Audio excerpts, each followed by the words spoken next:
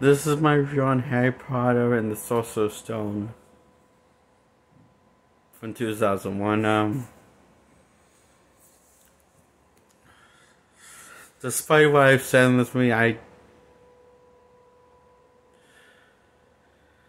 it's one of the movies I can't really praise that much because I don't have that much things to praise it about. So it does, for me, there's too many problems to be considered good or even want to go back for the sake of it. And the franchise pretty much dead in the water at this point and over. So the franchise raises two main questions on what's going on for each installment. And the Sorcerer's Stone, the first installment, is no different from the other franchise. And so I'm going to say 0 out of 10. So it's about this kid called Harry Potter who was left on a store step, who are horrible people and horrible parents to Harry and neglectful step-parents. And this is all Dumbledore's idea to shield him, to protect him from this guy called Voldemort. For how is that going to protect Harry? Unclear. Why that will give off the scent of Voldemort seeking him out. It's unclear. So one day he gets a bunch of letters, day after day, and the guy keeps on, that's his stepfather, basically keeps on burning them and destroying them for some reason. He never got a letter before.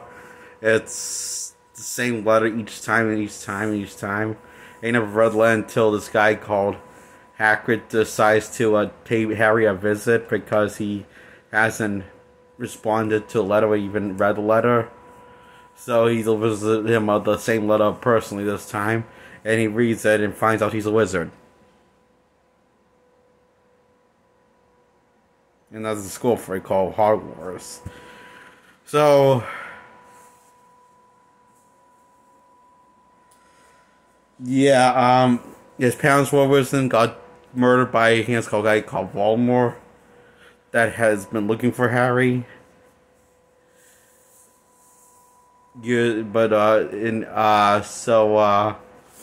Levi told him that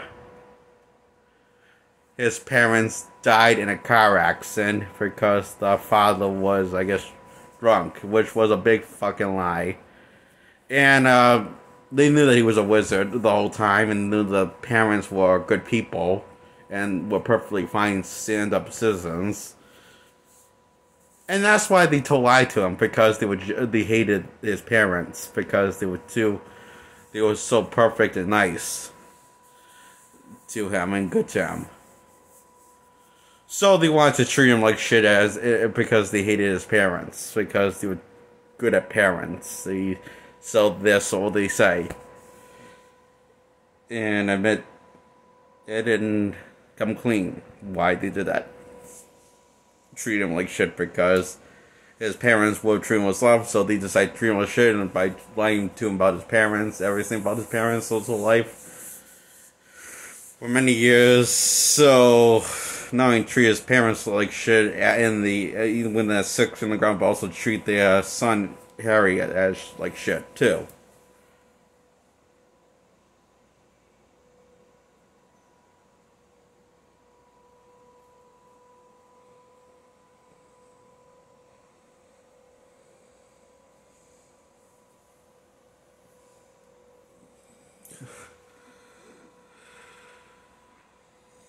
And also their biological son gets a pigtail because he's an asshole.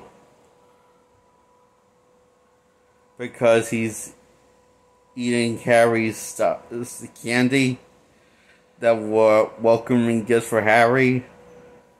So Hagrid does that because the kid was eating Harry's stuff, and the kid wasn't doing it for me, even though he was a mean kid. He was just doing it because he was hungry, I guess. So and he couldn't resist the sweets. So Harry decided to bless him with a pink pigtail. Because he's a dick. Hagrid is, I guess.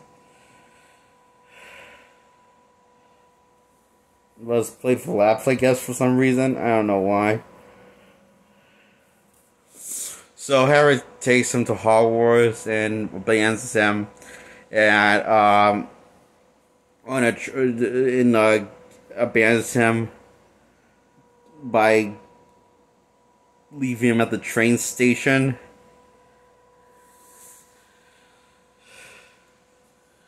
So he can get on the train himself.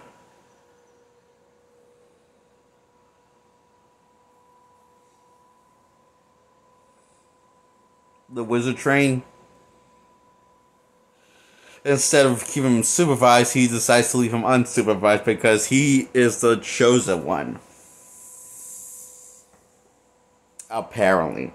Of the prophecy. And apparently, they decided to tell him instantly right in front of his face. That's not going to fuck the kid up in the head. Or, with stress or, give him a fucking ego. It doesn't give him an ego, but it does do the opposite, stressing him out.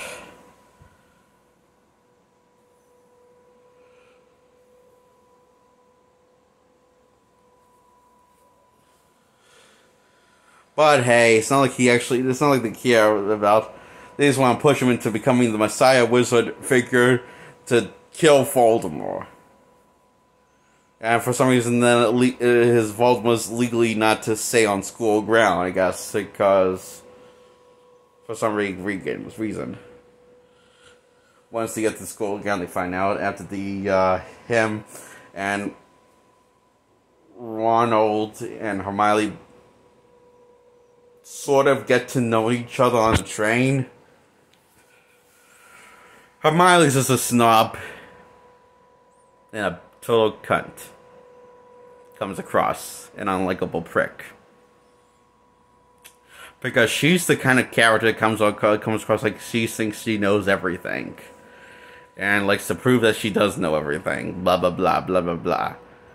Basically, she's an asshole know-all without the charm. Throughout the 3 act structure, you want to punch her and see her get her comeuppance. She's a bigger asshole than this guy called Malfoy, which is supposed to be the main bully in the first installment and second installment, but then, and also in the later installments, but doesn't get as much focus on it as he does in here. As the main bully in the main bully against Harry that keeps on bullying Harry, and there's 2 idiots. That is his henchmen, who I'm just going to call Curl and Harry. The 2 dumbest Three Stooges. Batch. And who would be Mo? Malfoy. Because he bosses everyone around like Mo from the Three Stooges. Like the Three Stooges always get bossed and picked on by Mo. But they keep on following him anyway. And want to be friends with him. So, it's that kind of dynamic, except taken seriously instead of playing for laughs. Throughout the entire franchise. And it's including this one. And they get the most focus on in the first one. And get less screen time as the franchise goes on. In fact, you can say that happens to everyone except for Harry himself.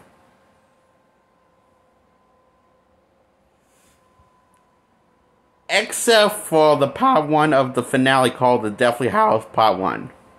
Is the only time when the other characters get screen time besides Harry. How the rest of the franchise? Well, they get pushed aside. Even the 2 that will become Harry's main people to dynamic that he talks to, that he's supposed to interact with, that were kind of the main protagonists in their own way. Hermione, and she did got changed into Hermione. to a more easier spoken name that I can remember better. And Ron Weasley. And they're both supposed to be Harry's best friend, and Harry meets Ronald, and he just geeks out and be a fucking fanboy over Harry and a scar that's on his forehead. And he's just in awe of the scar. How do he get the scar? Never going to be answered in this franchise, not even this one.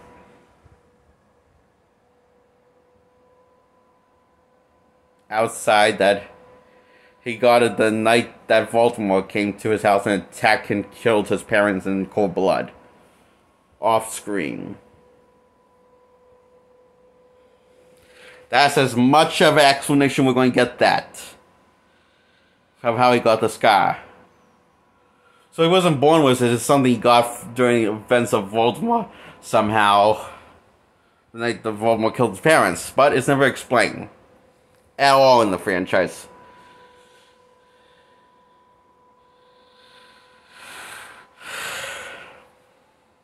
So they make it to Hogwarts, meet a bunch of asshole wizards, and the teachers. All of them are the assholes, and Malfoy, who's kind of an asshole, but not as big as asshole as the teachers. Because teachers are assholes. Don't let anyone tell you different. And stupid, and like to put kids' life in danger. What a bunch of assholes. Toxicos. So, where was I? Oh yeah, teachers being assholes in Hogwarts. And never growing better people throughout the trilogy. I mean, franchise. Not even this one. It never changing this game, becoming more and more unlikable by the minute. And the opposite of more likable or relatable.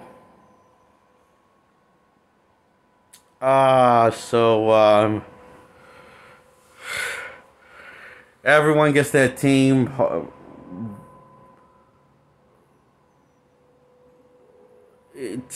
Harry wants to be on Miley's and Ronald's team, so he keeps on praying to himself. He wants whispering to himself that he doesn't want to be on Slytherin with a Gryffindor, and the hat just gives him to his whiny ways because he's a pushover. Yes, it's a talking hat, a talking wizard hat with actual intelligence in life somehow. What happened? Where did this come from? I don't fucking know. Read the book, you dummy. This will, I guess, it's one of those movies that don't want to explain things by visuals or dialogue. Instead, this is this one movie that doesn't want to, where the fuck is going on movie. Without explanation. I've had the whole franchise is like that in the movie franchise. It just wants you to expect. It's like these things are explained in the Sorcerer'S book, and probably the other plot holes I explained later in the mix and all the stuff that storylines that remember. I remember now. For the other books in the entire book saga series that the entire Harry Potter series movie series saga is based off of. All 8 films.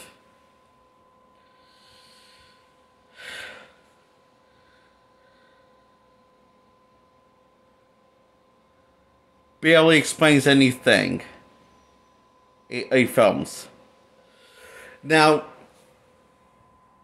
these things that are all a bunch of fuck out of nowhere, plot holes and inconvenience, obstacles, are explained in foreshadow in the 7-book series of Harry Potter. Yeah, 7. Remember Deathly Hallows, how that was split in one movie? Split into 2 movies? Well, the book was 1 book. Deathly Hallows was, so that's why the 7 books, and that's why there are 8 movies, because the 7th story was split into 2 movies, because we like to fucking rip you off and take their money because we're a bunch of greedy assholes, corporate are. But that's the magic of Hollywood, you pussies. We got you by the dick. Now give me your money. That's why. Fuck you, give me money. Why they split it into 2 movies, Deathly Hallows. Even though nothing really had, there's no reason why you couldn't squeeze it into a 4-hour-long movie or a 3-hour-long movie, both part 1 and 2, and just make it into 1 movie, coherent storytelling.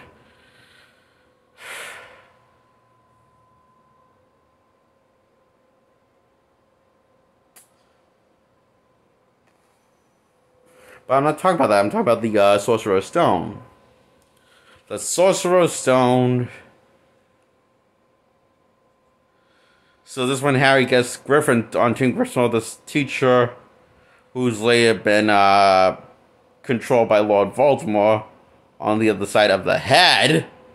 Yeah, he's attached to his other side of his head. The back of his head. The Voldemort's face somehow. How did this happen? Who the fuck knows? I don't know why. What was this continuity of this in the movie franchise? There isn't any.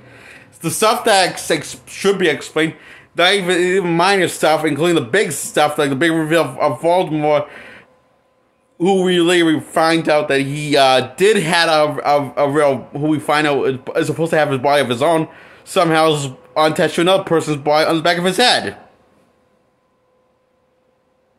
And controlling him like a split personality disorder. When the fuck did that happen? Who fucking knows? It is explained why he got that way, because of Harry.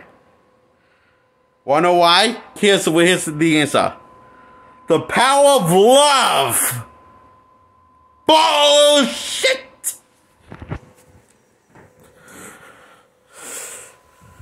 The power of love that the mother had for Harry, and the power of love that the father had for Harry, is why he's like that.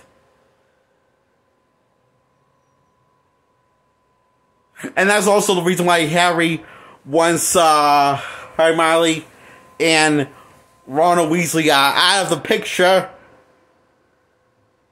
over playing a game of chess, and Ronald gets physically injured and has to keep and Miles staying behind to make sure he's not going to die on her. And for Harry's and Miley's sake, to keep him company, make sure he doesn't die. And by hoping and just keep him company. Even though he's mortally wounded, don't worry, he doesn't die, Ronald Weasley. Even though he sacrificed himself in a game of chess. Now this was foreshadowed when Harry and Ron Weasley earlier on in the movie were playing a game of the Wizard's chess. Then they have to play in real life in the third act after getting sink down by vines and discover this underground layer. And who is in the underground layer? The head of the underground layer? Voldemort, who is possessing as a split personality this teacher that we saw one time in the film faded. Because he got scared for some reason of lighting or something. We don't know.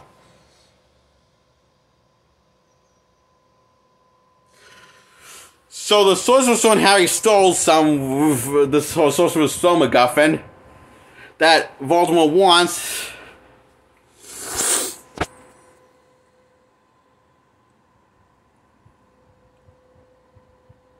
For some reason to, my guess is he wants his body back with the stone, because it can actually bring back life, the stone, including the life of his parents. In fact, he uses that as leverage to have Harry the stone, have Harry give him the stone willingly. And he just calls him, you're lying, you won't do that for me. So he attacks him, flies at him, like a squirrel, a flying squirrel, from hell. And then Harry touches him, and his body starts decaying into ashes. Everyone, and the guy is like wondering, the teacher and the Voldemort's like, what kind of magic is this? And that's the power of love. That's right. Harry Potter and the Sorcerer's Stone did the adult version of the Care Bear stare. Well, love kills and is lethal and deadly. By touching someone and decaying them in ashes is how the power of love works in this universe. From his parents. That blessing was the power of love. What kind of bullshit excuse is that? I don't know. Anyway, the guy decays all the way into ashes, but Voldemort's spirit still lives on and flies off through Harry and never to be seen again until the fourth installment. Goblet of Fire is when we see him again. And he gets his own body back. If he didn't have it before, I don't know. So, Harry wakes up from a coma, asks the wizard guy, the head of the school,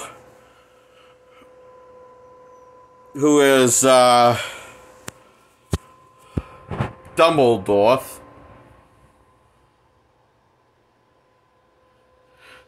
asks him about the stone, and where is it? Because maybe he wanted to bring his parents back. And he says, fear not, Harry, the stone has been destroyed because I'm a prick and don't want you to be happy with your life. Yes, I know that could bring your parents back, he says it, but why would you want to change, mess with in the life?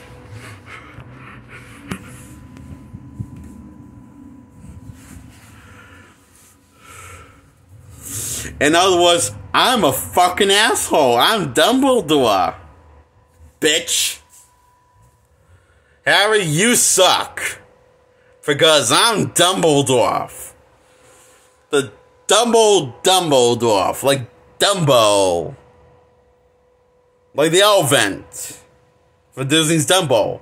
Wanna know what Dumbo also can mean? Dumbass. Or ass. So Harry's going home again to his abusive and neglectful environment with his step-parents.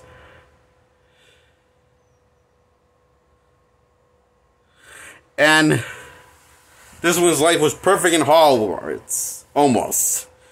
Until life-death situations started to occur in Hogwarts. And events one eventually to another. So they assume that he's happy going home and because and he tells in line, nope, I'm not happy because I'm not really going home. Because that's not home Hogwarts is.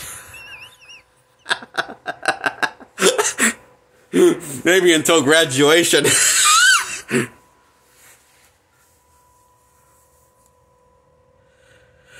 That was a stupid movie. Harry Potter and the Sorcerer's Stone is a stupid movie. But the book's pretty good. It makes sense, for the most part. Something the opposite I can be say for the movie, though. This came back in 2001.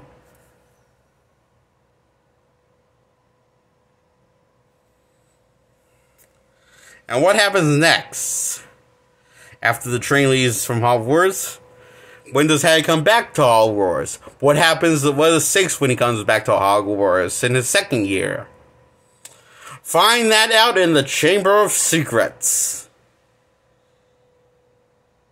Released 1 year later.